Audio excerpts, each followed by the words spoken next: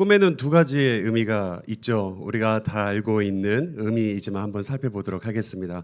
하나는 실현하고 싶은 희망이나 이상을 의미하는 그런 꿈이죠. 그런 꿈을 향해 달려가는 사람들을 제가 한번 한 공연을 통해서 본 적이 있습니다. 2017년 5월 달에 있었던 한 그 프로그램의 행사인데요. 53회였던 백상예술대상 그 시상식에서 저는 그러한 모습을 좀 감명 깊게 봤습니다. 멋진 노래도 아니었고요, 화려한 퍼포먼스가 있었던 것도 아니고 그랬지만 사람들에게 감동을 주었던 한 무대였습니다. 그 공연은 나는 매일 꿈을 꾼다라는 이 글자가 화면에 등장을 하면서 시작이 되죠. 그리고는 우리가 잘 알지 못하는, 아니 분명히 보기는 보았을 텐데 자막으로 설명을 해줘도 기억이 날까 말까 하는 그러한 단역 배우들이 등장을 하게 됩니다. 그들의 연기는 짧지만 장면들과 그 누구인지를 이야기해주는 그러한 모습들이 지나갔죠. 드라마 영화 속에서 스치듯 지나갔던 그들의 그 이름과 그 얼굴이 등장하면서 33명의 그 배우들이 노래를 부르는데 그 노래가 꿈을 꾼다라는 노래였습니다.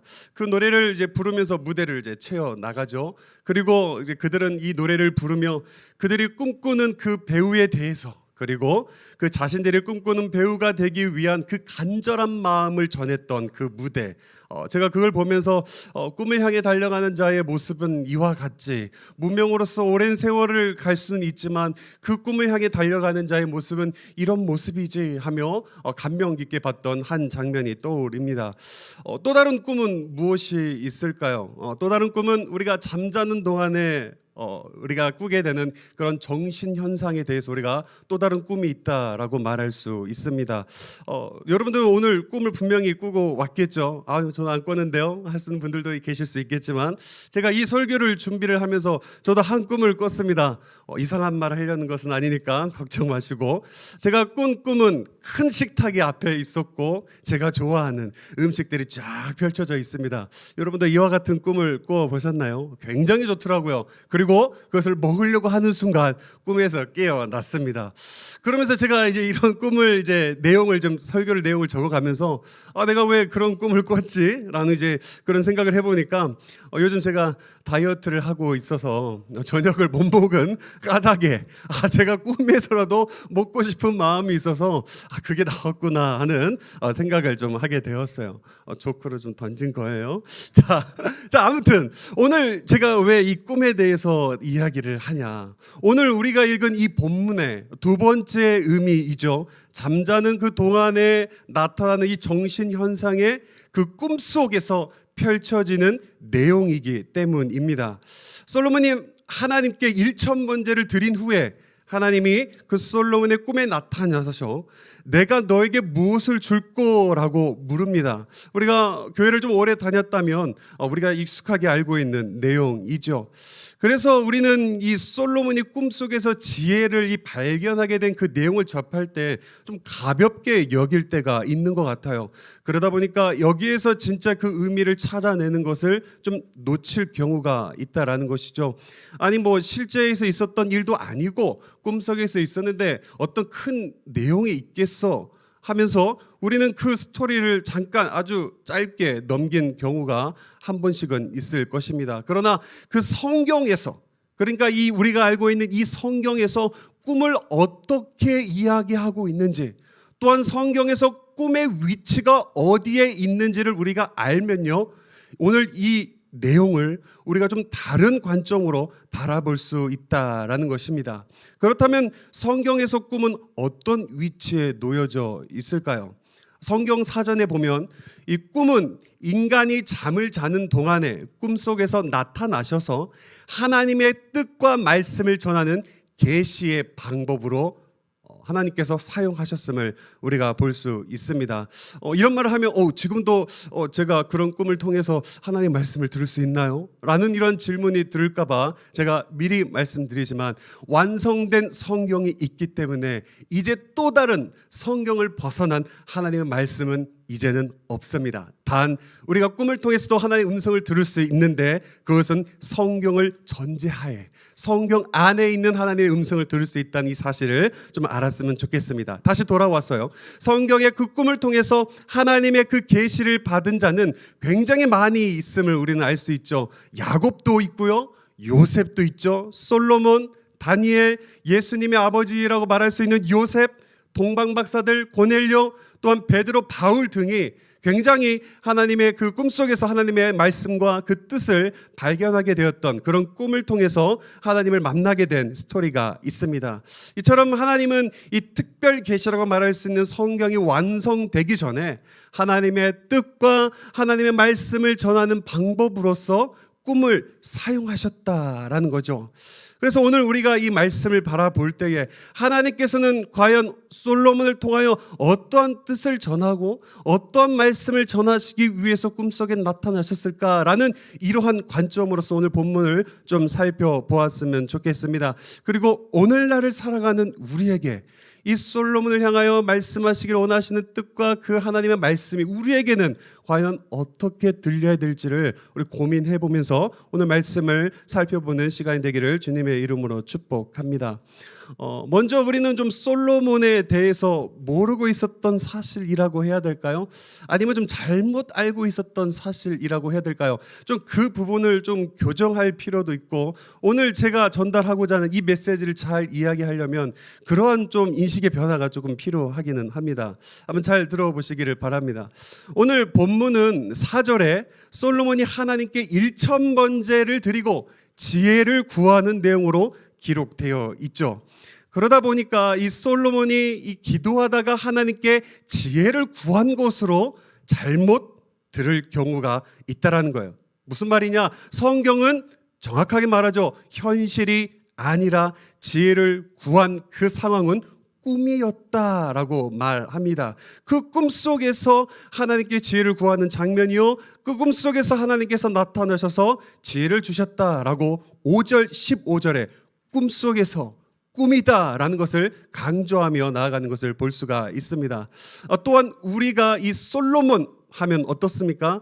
다윗의 자녀이고 또한 엄청난 부와 또한 그 권력을 누렸던 사람이라 무조건 하나님의 축복을 받을 수 있는 사람으로 생각할 때가 있다 이겁니다.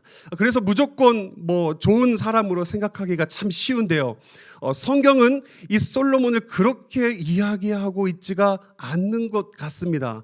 제가 볼 때는 그렇다는 거죠. 앞장인 2장인 말씀만 보아도 이 왕위를 차지하기 위해서 다윗 이후에 많은 자녀들이 있었지만 그 중에 그 솔로몬이 그 자리 왕위를 차지하기 위해서 교묘한 방법으로 자신에게 적이 되는 사람들을 죽인 이 피를 묻히는 그런 모습들을 볼 때에 과연 오늘 이 지혜를 받으며 나아가는 이 솔로몬의 내용을 그저 다윗의 자녀였고 또 권력과 부를 누리는 그럴 만한 사람이어서 지혜를 받았지라고 생각할 수 있겠냐라는 질문입니다. 또한 어떤 내용이 있냐면 우리가 읽은 본문은 아니지만요, 3장 1절에 보면 솔로몬이 이방 여인과 혼인을 했다라는 내용이 나오는 것을 볼 수가 있습니다. 왜 이방 여인과 혼인하는 것이 뭐가 문제가 될까 하면서 좀 가볍게 생각할 수 있는 분들도 있을 것 같아요. 그러나 그 당시 이방 여인과 혼인한다는 것은 간단한 문제가 아니죠. 지금을 살아가는 이 시대에도 누군가와 결혼하는 것은 또 간단한 문제가 아닙니다. 왜요? 그들의 가정의 문화도 받아들여야 되는 그러한 좀 복잡한 일들도 참 많이 있기 때문이죠. 그런데 그 당시 왕들과 왕, 특히 다른 나라의 그 사람들과 결혼한다라는 것은 무엇을 전제하냐? 그들의 신앙을 받아들이는 것으로 말합니다. 더 정확하게 말하면 그들이 믿고 있는 신을 나가 받아들이겠다라는 이 사실이죠. 그래서 이 솔로몬이 애굽 왕의 딸과 결혼했다라는 것은 그저 정치적인 문제로 정치적인 이유로 결혼한 것만 이야기하고 있는 것이 아니라 그 땅의 신으로 섬기고 있는 모든 우상들을 받아들이겠다라는 이 전제가 지금 이 솔로몬의 이 3장 1절의 이 내용을 통해서 우리는 볼 수 있다라는 것이죠. 하나님은 이 모든 사실을 알아셨던 것 같습니다.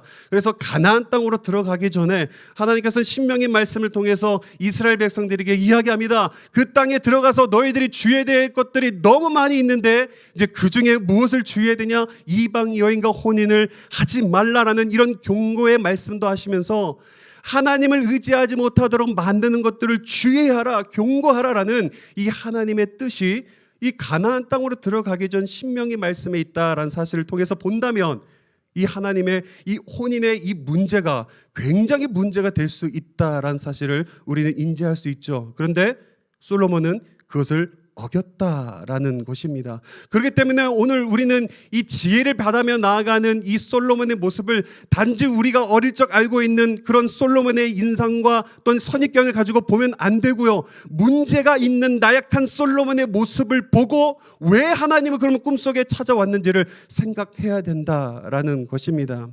그래서 우리는 여기서 한 가지 인식의 변화가 필요한 거예요. 솔로몬의 그 모습을 뭐예요? 지워야 되는 거예요. 다시 정립해야 되는 거예요. 어디까지?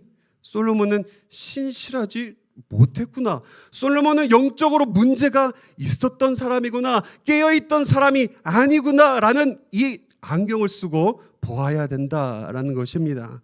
만약 우리가 여기까지 이제까지 알았던 이 솔로몬에 대한 인식을 좀 바꾸어서 오늘의 본문을 살펴본다면 하나님이 솔로몬의 꿈속에 나타난 이유를 우리가 좀 알 수 있게 될 것입니다. 다시 본문으로 한번 돌아볼까요? 다시 본문으로 돌아와서 4절 말씀을 보면 솔로몬이 일천번제를 드렸다라고 말합니다. 이 일천번제는 무엇일까요?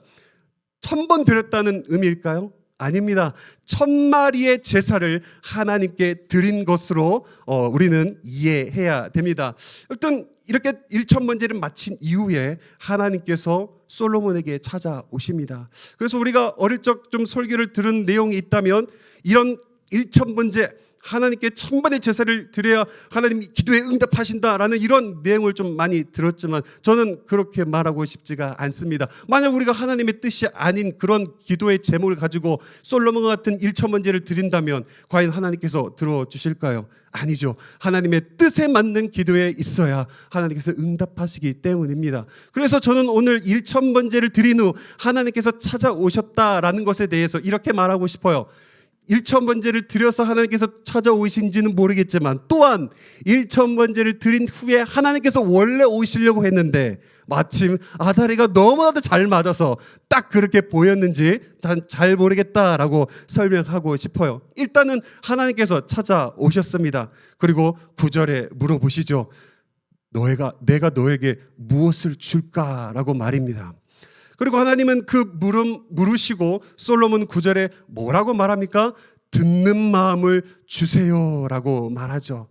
우리는 이 듣는 마음 이거는 뒤에서 한번 살펴보기로 할 텐데요. 이것을 조금 제쳐두고 먼저 알아야 되는 것은 뭐냐? 이 듣는 마음을 받기 위해서 솔로몬이 어떤 근거의 말들을 착착착 하는 것을 볼 수가 있습니다. 나이 듣는 마음이 필요해요. 왜 필요하냐면요. 6절, 7절, 8절에 짝짝짝 얘기를 합니다. 6절, 7절 말씀에 보면 이렇게 이야기를 해요. 6절에 내가 왕이 된 것은 나의 아버지인 다윗과 맺으신 언약 때문이다 라는 겸손의 자세를 조금 보여줘요. 그리고 7절에 나는 작은 아이라 출입할 줄 모릅니다 라는 하나님의 도움을 구하고 능력을 구하는 자세로 기도한다라는 거죠. 부탁한다는 거죠. 근거를. 그 다음 8절은 무엇이냐? 주께서 택하신 백성들 가운데 있고 그 백성을 셀 수가 없어요 라는 한없이 자신을 낮추고 하나님 앞에 진정한 왕이 누구이심을 고백하는 이 솔로몬의 근거가 나오는 것을 볼 수가 있습니다. 우리는 좀 생각 없이 보면 야 솔로몬 너 대단한데? 와 이런 기도를 드려? 이렇게 자신을 낮추면서 나아가? 대단한 왕이야 하면서 우리는 이 내용을 통해 그렇게 이해할 수도 있다라는 것이죠. 그런데 앞에 제가 이야기했던 것처럼 솔로몬에 대한 선입견을 버리고 다시 2장 앞에 솔로몬의 타락된 부분이 있었다라는 사실을 본다면 우리는 어떻게 이해할 수 있을까요? 네, 이 부분이 솔로몬의 입에서는 나올 수 없는 고백이다라는 사실을 우리는 이해할 수 있는 거예요. 그리고 또 무엇이냐? 솔로몬의 이 고백은 통제가 안 되는 꿈속에서 이야기하고 있다라는 것입니다. 꿈이 무엇입니까? 본인의 의지로 내가 이런 꿈을 꿔야지, 내가 뭐 이런 대사를 해야지라고 할 수 있는 게 꿈이 아니죠. 그건 꿈이 아닙니다. 꿈은 단지 꾸어지는 거예요. 나의 의지와 상관없이 꾸어지는 것이다라는 거예요. 그래서 꿈을 꾸기 위해서 필요한 것은 무엇이냐? 그냥 내가 할 수 있는 것은 없는 것. 그냥 꿈이 꾸어지는 대로 있는 것. 그게 꿈의 특징이잖아요. 오늘 이 특징을 생각하지 않으면 하나님께서 왜 꿈속에 솔로몬을 찾아오셨는지에 대해서 헷갈릴 수가 있습니다. 그러니까 정리하면 뭐냐면요, 이 솔로몬이 왕으로 등극하기까지, 그리고 등극 후에 이방 여자와 결혼한 솔로몬의 행적들을 비추어 본다면 이 솔로몬의 입에서 나올 수 없는 이 고백을 지금 꿈에서 하고 있는 것으로 볼 수가 있다라는 거예요.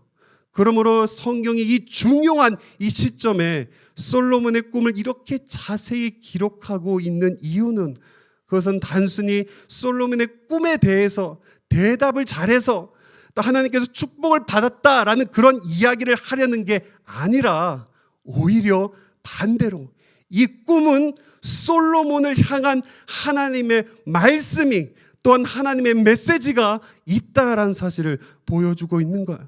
꿈을 통해서 하나님께서 솔로몬에게 보여주고자 하는 거, 너 참 대단하니까 내가 이런 지혜를 주는 거야 하며 지혜를 받았다의 내용으로 우리가 이해하는 것이 아니라, 그럴 수 없는 자를 하나님이 찾아오셔서 전달하고자 하는 뜻과 하나님의 메시지가 있다라는 이 내용으로 오늘의 솔로몬의 내용을 살펴보아야 된다라는 것입니다.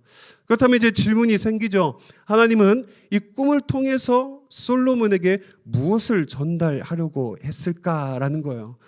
그건 바로 다윗이 그 뒤를 이어 왕이 된 그 솔로몬에게 반드시 기억하고 지켜야 할 것들을 하나님은 알려주고자 했던 것입니다. 오늘의 관점으로 좀 바꾸어 말한다면, 하나님께서 솔로몬에게 그의 현실을 알려주시는 말이라는 거예요. 그래서 꿈속에서 솔로몬이 하는 이 고백은 솔로몬이 현실에서 생각하는 것과는 정반대의 모습으로 하나님께서는 말씀하고 있다라는 것입니다. 그렇게 보면 이것은 솔로몬의 그 고백이다라기보다는 하나님의 그 메시지에 가깝다라는 사실을 우리가 인정할 수가 있죠. 그러므로 이것은 하나님께서 솔로몬에게 분명하게 알게 하시려는 하나님의 뜻이고, 그래서 하나님은 이 솔로몬이 구한 것이지만, 직접 입으로 말하는 그런 구한, 이 듣는 마음을 구하는 내용이지만, 그것을 통해서 하나님의 뜻을 전하고 있는 것입니다. 즉, 이 솔로몬은 그 꿈속에서의 하나님의 물음 앞에 듣는 마음을 구하고 있는데, 그렇다면 이 듣는 마음은 무엇을 의미하냐라는 것입니다. 오늘 본문 9절 말씀인데요, 우리 한번 같이 읽어보도록 하겠습니다. 시작. 누가 주의 이 많은 백성을 재판할 수 있사오리까? 듣는 마음을 종에게 주사 주의 백성을 재판하여 선악을 분별하게 하옵소서. 오늘 본문과 병행이 되는 본문이 있어요. 역대하 1장 10절 말씀에 보면 똑같은 사건의 내용을 기록하고 있는데 좀 내용이 좀 달라요.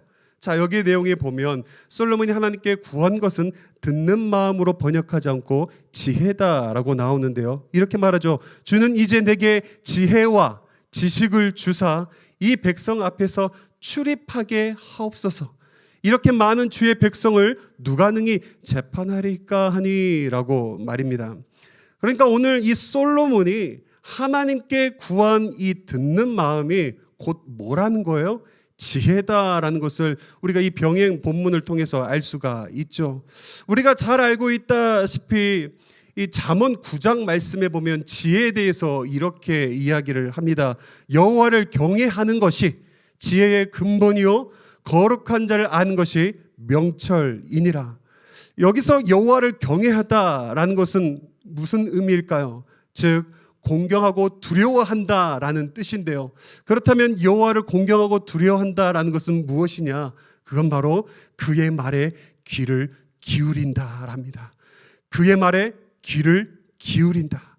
그의 말이라는 건 누구일까요? 바로 하나님의 말씀에, 하나님의 말에 귀를 기울이는 그 것, 그게 바로 지혜다라고 말하고 있습니다. 우리가 누군가를 공경하고 또 두려워한다면 당연히 그분이 하는 말에 좀 귀를 기울이고 그 말을 잘 듣게 되죠. 이처럼 듣는 마음, 이 지혜란 하나님의 말씀을 잘 듣는 것이며 따라서 하나님의 그 말씀을 잘 듣는 것이야말로 지혜의 근본이다라는 것으로 이해할 수가 있습니다. 그렇습니다. 하나님께서 솔로몬의 꿈속에서 나타나시며 그 솔로몬에게 알려주시고자 하셨던 것은 다름 아닌 듣는 마음, 너에게 듣는 마음이 지금 없어라는 이 듣는 마음, 하나님의 말씀을 잘 들어라라는 것을 하나님께서는 이 꿈속에서 요청하고 있는 것입니다.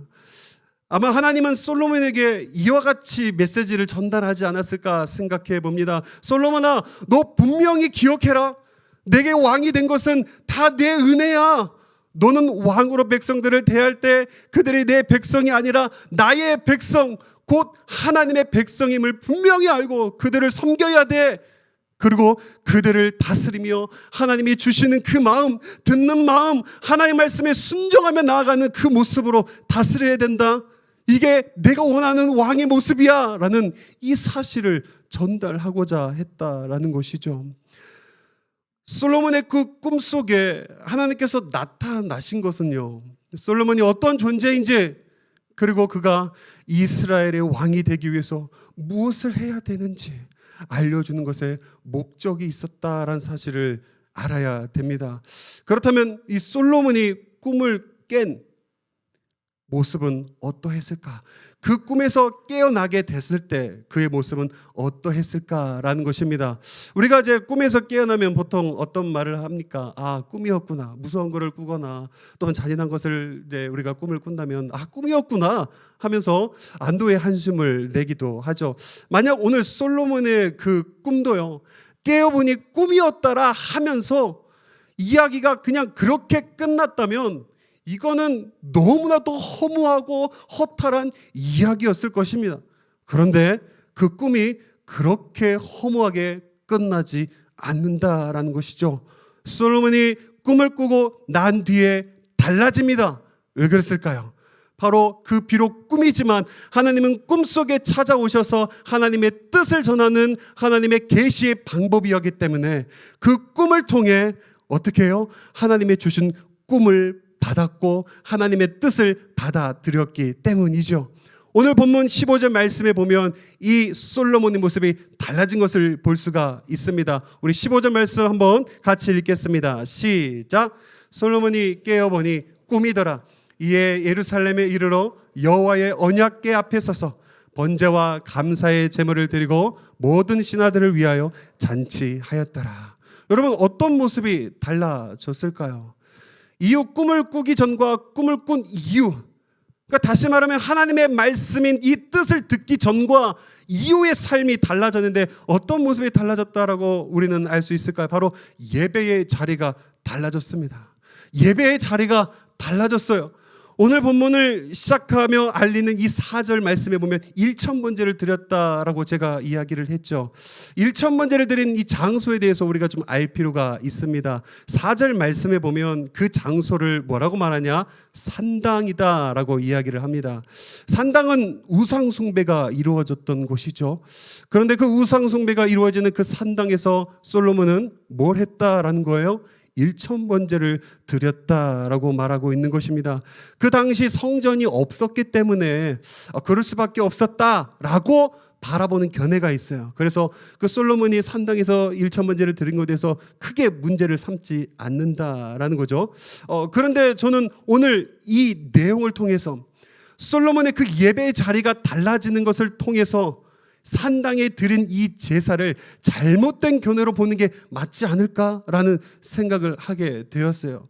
어찌됐든 꿈에서 깬 그 솔로몬은요, 우상의 자리였던 산당에서 예루살렘에 있는 언약궤 앞에 서서 하나님께 번제와 그 감사의 제사를 드리며 나아가는 이 달라진 모습을 오늘 우리에게 보여주고 있다는 거예요. 그리고 이후에 이 솔로몬의 왕위가 이스라엘 나라에 평안과 안식이 가득했음을 이후 장을 통해서 우리는 알 수가 있죠. 정리하겠습니다.